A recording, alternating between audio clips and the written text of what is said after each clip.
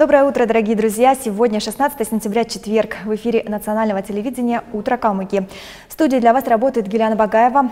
В период карантина большинство людей сидят дома, однако это не повод бросать следить за собой и перестать заниматься спортом. Для поддержания физической формы нет необходимости в дорогих тренажерах и фитнес-тренерах. При желании заниматься спортом можно самому, используя подручные средства. А для того, чтобы вы, дорогие телезрители, всегда были молоды и прекрасные, фитнес-инструктор Татьяна Нестеренко с удовольствием покажет вам комплекс самых простых упражнений.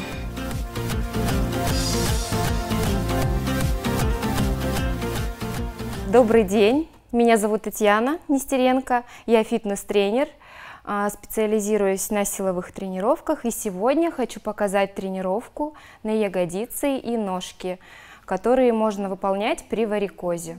Итак, первое упражнение у нас будет ягодичный мост. Можно использовать резиночку для усиления сопротивления, для большей прокачки ягодиц и ног. Или можно использовать утяжелители, гантели. Мы ложимся на спинку, стопы на ширине плеч, руки лежат вдоль корпуса. Если мы положили какое-то утяжеление на себя, то придерживаем руками. И на выдохе мы начинаем поднимать таз вверх, подкручивая немножко таз на выдохе. Прожали, на секундочку задержали и опускаем, не до конца не касаясь пола. Выдох, вдох. Здесь мы должны акцент делать на пяточки. Не отрываем пятки. Угол ног 90 градусов во время подъема таза.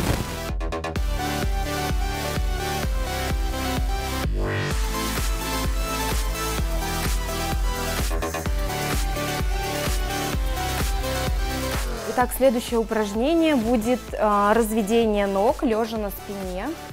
Хорошо прорабатывает внутреннюю часть ног. Ножки подняли, выпрямили, носочек вытянули вверх.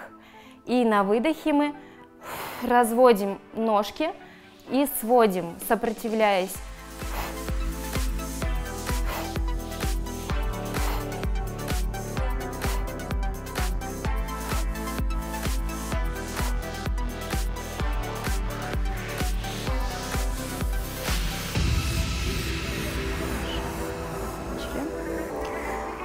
Следующее упражнение – отведение ноги в сторону. Мы встаем на четвереньки. Можно одеть утяжелители на ножки, можно положить гантелю. Можно также использовать фитнес-резинку. Встали, спина прямая, кисти у нас под плечом. И мы на выдохе начинаем отводить ножку вверх, колено поднимаем до параллели с полом. Выдох, вернули, сделали вдох. Выдох, вдох. Здесь очень важно не прогнуть спинку и не округлять поясницу.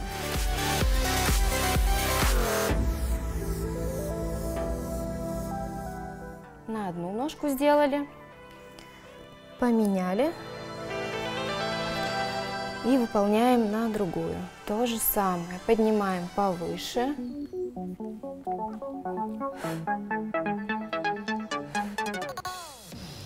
Животики втянуты, мышцы живота у нас напряжены, спинка прямая, не округляем поясницу и не прогибаем ее.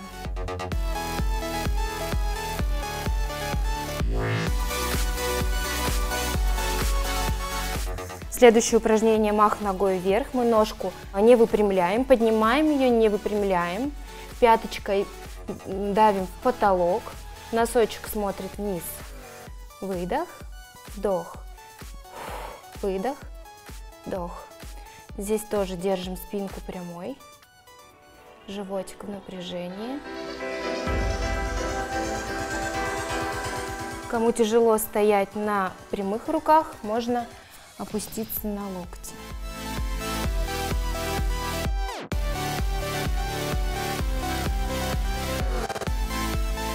Сделали на одну ножку.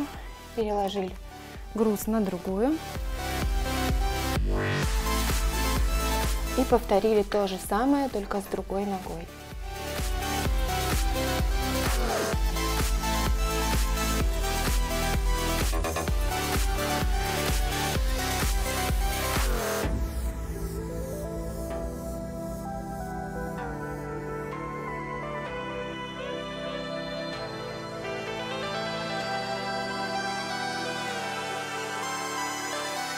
Этот комплекс упражнений очень хорошо проработает ваши ножки, ягодицы, сделает их подтянутыми, при этом не навредит здоровью ваших ног. Со мной сегодня была помощница Гиляна, спасибо. Всем желаю отличного настроения и хорошего дня. Пока-пока. Чтобы восполнить потраченную энергию, специалисты рекомендуют полноценный завтрак. Лучше съесть через 30 минут после тренировки, ведь завтрак – это самая важная трапеза за весь день. А самое главное – это должна быть не просто чашка кофе и бутерброд, а сбалансированный завтрак из белков, медленных углеводов и полезных жиров. Это поможет почувствовать себя лучше, зарядит энергией и настроит на продуктивный день. Всем привет! Меня зовут Алтын Гирел, и сегодня мы будем с вами готовить блинчики. Наверное, каждый готовит у себя дома блины, но сегодня мы будем делать необычную начинку из красной рыбы, красной икры и творожного сыра. Такая будет у нас начинка. Будет просто ням, как говорит моя дочь. Итак, начнем. Сначала мы сделаем блины. Нам понадобятся яйца.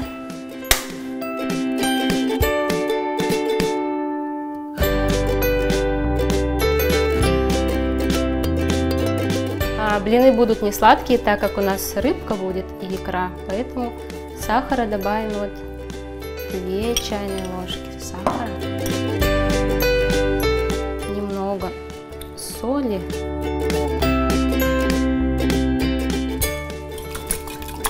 все это мы взбиваем.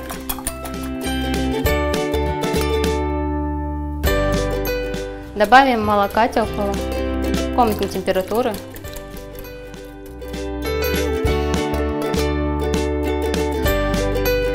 Так, можем уже включить плиту, разогреть сковородку и муки. Не знаю, сколько это будет по граммам, я делаю все интуитивно. То есть она должна быть по консистенции такая, как сметанка жидкая.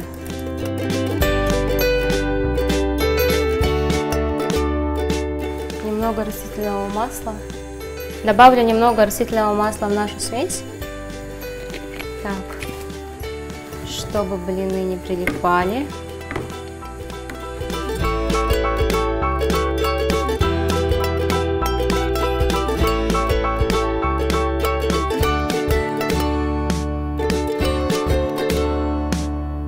Ну, обычно я жарю блины так до румяной корочки.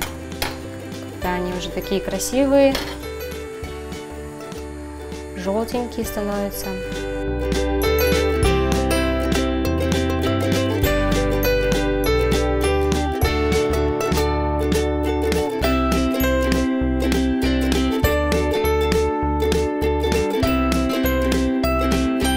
Первый блин готов.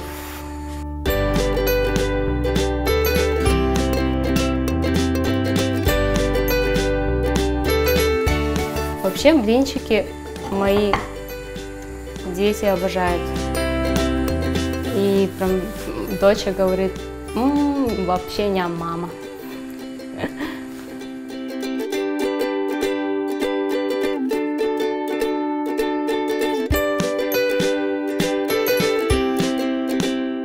Вообще у меня блинчики ассоциируются с детством, когда по утрам вот просыпаешься и уже пахнет блинами, это прям... Приходишь на кухню, а мама уже сделала чай калмыцкий, блины. Это дорогого стоит, конечно. Блинчики можно делать с разной начинкой, любой, какую вы захотите. Но мы обожаем рыбу, и я взяла в этот раз форель. Можно брать слабосоленую семгу, вот, кто как любит. Творожный сыр тоже на любой вкус. Главное, чтобы он был не сладким.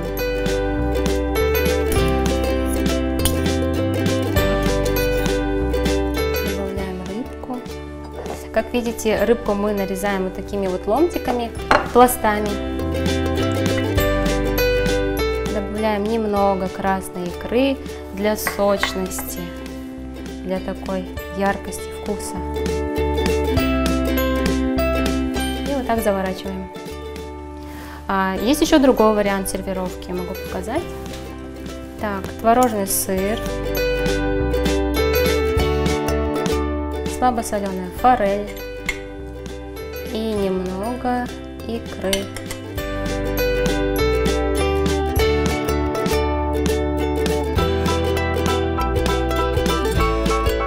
Можно еще сервировать таким образом. Сделаем ролл и разрежем его на маленькие кусочки. Будет такая закуска. Так, выкладываем нашу рыбку, икры. Красота какая. И все это вот так вот сворачиваем.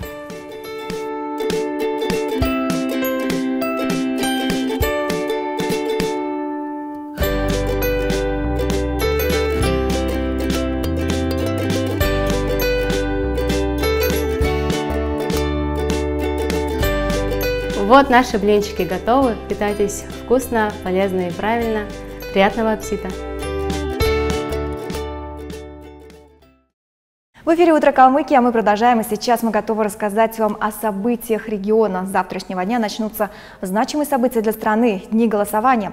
В этом году выборы будут проходить 3 дня – 17, 18, 19 сентября. Связано это тем, чтобы сократить заражение коронавирусной инфекцией. Жители республики могут прийти на свои избирательные участки и проголосовать в удобные для них дни с 8 утра и до 8 часов вечера. Отрадно то, что молодежь республики готовится принять активное участие в выборах. Накануне они провели флешмоб «Я голосую». Задача мероприятия – пригласить жителей Калмыкии на выборы, проявить свою гражданскую активность. Участники акции выступили с танцевальным номером, а затем выстроили символическую галочку в знак того, что молодежь примет участие в выборах. Пойдешь на выборы? Да, конечно. Буду участвовать там активно и упорно. Калмыкия в наших руках. Пойдете на выборы? Да. Сюда пойду. А вы с кем пойдете? Сын. Вы пойдете на выборы в этом году? Конечно, пойду. Голосовать обязательно надо, потому что должны быть какие-то изменения к лучшему. Вы будете голосовать в этом году? Конечно, голосовать будем, а как же? А вы уже знаете, за кого? Да. Каждый делает свой выбор, правильно? За какую партию голосовать, за какого кандидата в Государственную Думу голосовать. Я считаю, что это очень и очень важно. Пойду муж и я, мы вдвоем. Вы будете голосовать в этом году? Естественно. А вы уже знаете, за кого? Да. Дорогие земляки, уважаемые, я вас приглашаю всех прийти на выборы 17, 18, 19 числа. Прошу вас сделать разумный ход. Вы будете голосовать в этом году? Да. А за кого уже знаете? А вот это я не скажу. Я пойду на выборы и считаю, что каждый из нас должен прийти проголосовать, отдать свой голос, так как мне не безразлично наше будущее, будущее наших детей и будущее нашей страны в целом. В Калмыкии продолжается подписная кампания на печатные издания медиахолдинга «РИА Калмыкия». О самых значимых событиях, происходящих в родной республике, можно прочитать на страницах наших журналов, газет. Дружный профессиональный коллектив журналистов, редакторов, фотокорреспондентов, корректоров, верстальщиков, художников ежедневно готовят для вас, дорогие наши читатели, свежие выпуски. С 1 сентября началась очередная подписная кампания на первое полугодие 2022 года. Я хочу обратиться ко всем жителям нашей республики, к жителям нашей столицы Элисты, поддержать наши печатные издания, которые издаются в нашем информационном агентстве «Калмыкия». Это, конечно, в первую очередь единственная национальная газета, которая публикуется на калмыцком языке. Это «Хальмыкюн», которой уже без малого 100 лет. Также хочу, чтобы поддержали и другие наши издания. Да, это единственный научно-популярный журнал «Тегин Герл», который тоже имеет большую историю. Вот. Также детский журнал «Баир», семейную газету «Баирта» и, конечно, все районные газеты, которые отражают жизнь наших людей, нашу повседневную жизнь. Конечно, в первую очередь хочу сказать о «Хальмикюн». Это газета как... Это история нашей повседневной жизни, да, где мы публикуем основные события, которые происходят в жизни нашей республики. И на самом деле это не просто газета, там, скажем, для одного дня, это история, целая история нашей республики, это история нашей страны в том числе. Поэтому сейчас, когда мы, допустим, идем в архивы, смотрим газеты там 60-х, 70-х годов, мы окунаемся в ту эпоху. И, конечно, потом, через много-много лет, наши внуки, правнуки тоже будут смотреть наши газеты и по этим газетам смотреть те моменты, которые волновали именно в определенный период жителей нашей республики, жителей нашей столицы Элисты. Сейчас печатные издания, они еще конкурируют с электронными СМИ, да, но тенденция все равно перехода все в интернет, и в том числе мы тоже переходим в социальные сети, да, вот у нас есть страничка Инстаграм и так далее, но какой бы ни был интернет, какие бы ни были нововведения и так далее, все равно печатная продукция, она со временем она только становится, мне кажется, более таким трендовым продуктом, что ли, когда хочется взять именно какую-то материальную ценность в руки, да, и посидеть там, почитать, скажем, тот же журнал или газету, да, утром за чашкой кофе или калмыцким чаем, вот. Я понимаю, что сейчас все равно это все будет уходить в электронный формат, но тем не менее есть еще те люди, наши постоянные читатели, особенно мы хотим обратиться к ним в первую очередь, да, которые всегда на протяжении многих лет, да, и целыми династиями поддерживают нашу газету, поддерживают наши издания, да, именно вот и региональные издания, вот.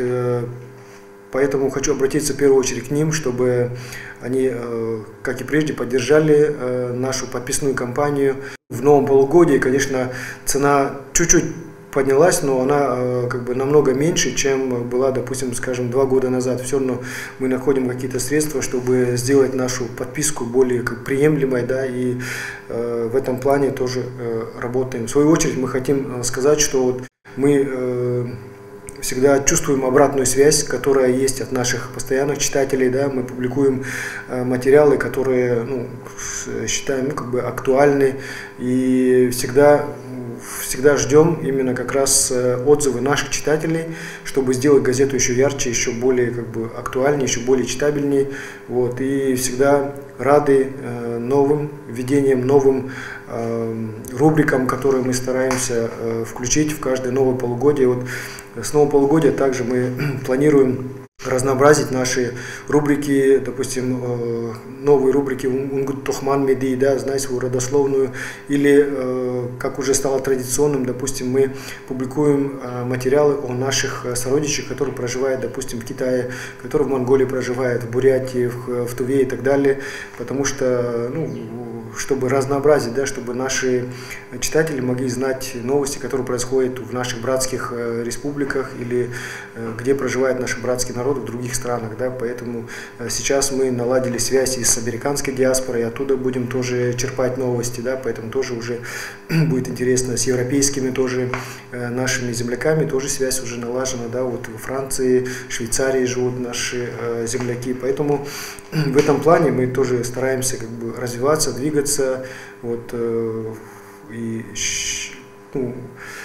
думаем, что газета только выиграет от этого, да, будет более актуальнее, интереснее, вот, и ждем от наших читателей, конечно, отзывов, да, и чтобы вместе сделать ее более лучше.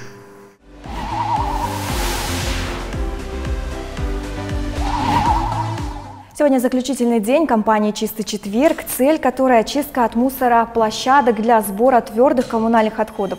Субботники прошли в жилых массивах 1, 3, 4, 6 и 8 микрорайонов, а также на прилегающих к ним территориях. За прошедший период было вывезено более 170 кубометров отходов и вычищено около 100 контейнерных площадок. Давайте будем аккуратнее и бережливее там, где мы живем. На днях сотрудниками дорожной полиции был проведен урок безопасности для юных пешеходов. На пешеходных переходах специальной краской, которая продержится на асфальте достаточно длительный период, участники акции сделали привлекающие внимание надписи «Смотри по сторонам», «Сними наушники», «Возьми ребенка за руку». Цель акции – привлечь внимание жителей республики к аварийности на дорогах и снизить количество дорожно-транспортных происшествий с пешеходами.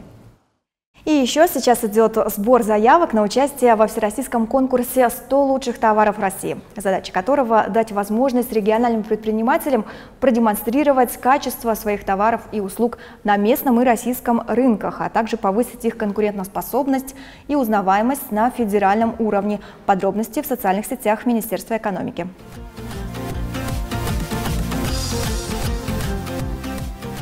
Утро Калмыкии продолжает свое вещание. Сегодня у нас в гостях Гиляна Молоткова, студентка КалМГУ, принявшая участие в молодежном форуме ЮФО Ростов-2021. Доброе утро, Гиляна. Доброе утро. Расскажите о форуме, как он проходил, сколько дней длился? Форум проходил в Ростовской области, длился 4 полных дня. Они включали в себя развлекательную программу и образовательную. К примеру, у нас были полностью готовые расписания на день, и можно было посещать треки по желанию. Они, например, включали в себя творческие направления.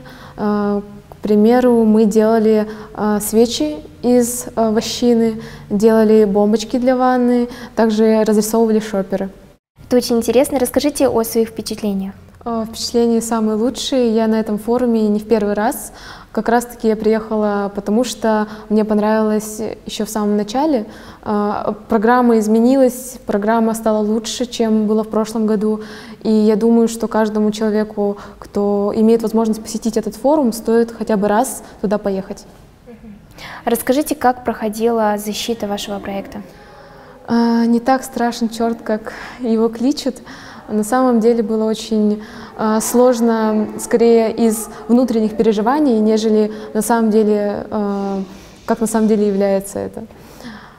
Очень волновалась, очень переживала, но в конечном итоге эксперты оказались очень добрыми людьми. С ними можно посмеяться, с ними можно душевно поболтать, и все 3 минуты на защиту, которую дается, можно использовать так, как тебе удобно.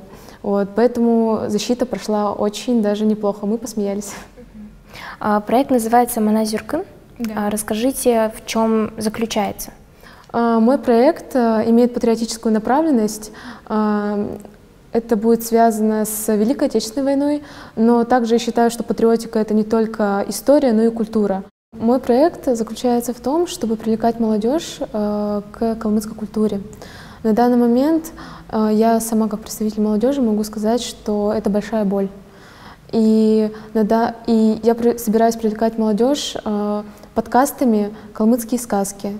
Также у нас будут подкасты «Созвездия героев Великой Отечественной войны».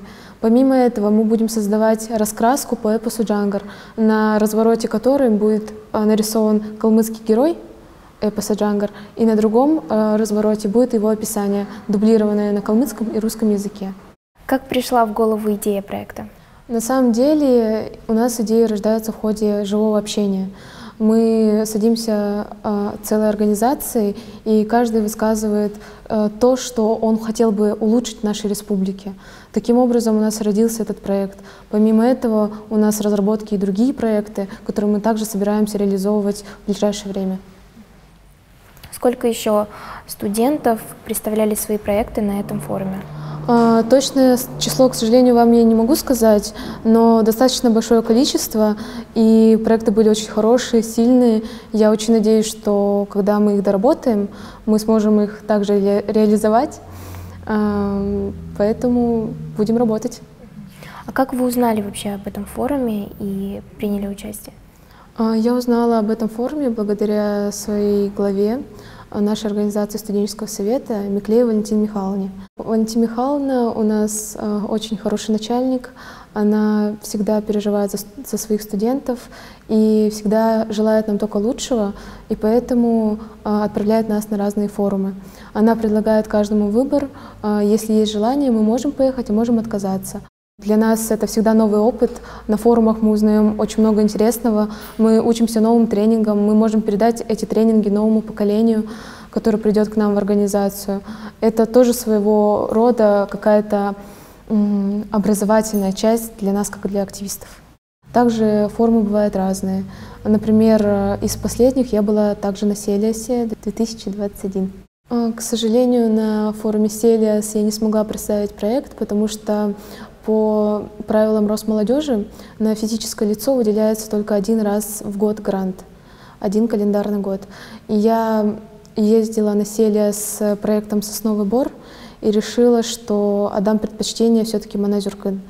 Поэтому я отказалась от защиты уже на месте и защитилась вот в Ростове. И очень рада, что я победила.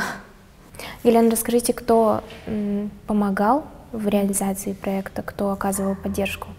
Очень большую поддержку оказал студенческий совет при ректоре КалМГУ.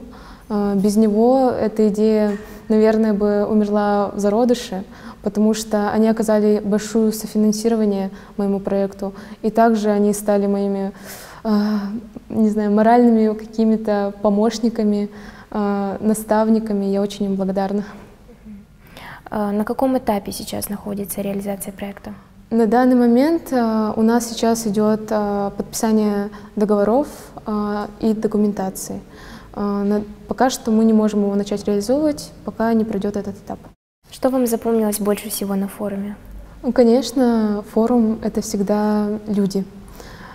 Участники очень колоритные, они из разных городов России. Очень интересно с ними общаться. Кто-то занимается творчеством, кто-то занимается гуманитарными науками. И даже защита проходила очень оригинально. Например, на форуме Селиас во время защиты выходила гимнастка, и параллельно тому, как выступала ответчица, эта гимнастка делала какие-то воздушные трюки. То есть очень интересно наблюдать и очень интересно общаться с такими людьми, с интересной молодежью. Гиляна, на вашей защите были какие-нибудь интересные выступления? К сожалению, на моей защите не было интересных выступлений, но мы с жюри очень классно посмеялись от шутки про настоящие кости. Они заметили в смете моего проекта калмыцкую игру «Альчики». И один из жюри спросил, настоящие ли это кости. И я ответила, что калмыцкая игра только на настоящих костях. Гиляна, вы участвовали в нескольких форумах. Расскажите, что для себя вы из них вынесли?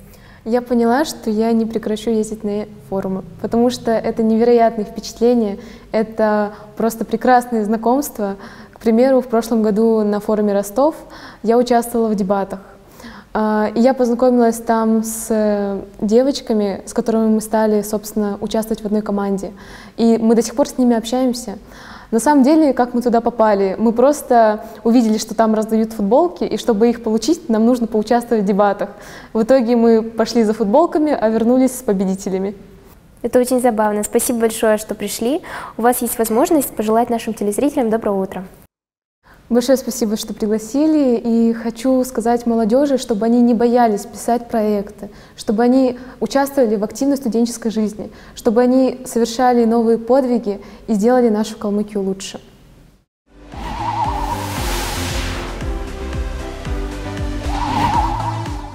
На этом наше время в эфире подошло к концу. Я желаю вам прекрасного настроения. Пусть все ваши планы претворятся в жизнь. Удачи в делах и хорошего продуктивного дня. Пока-пока.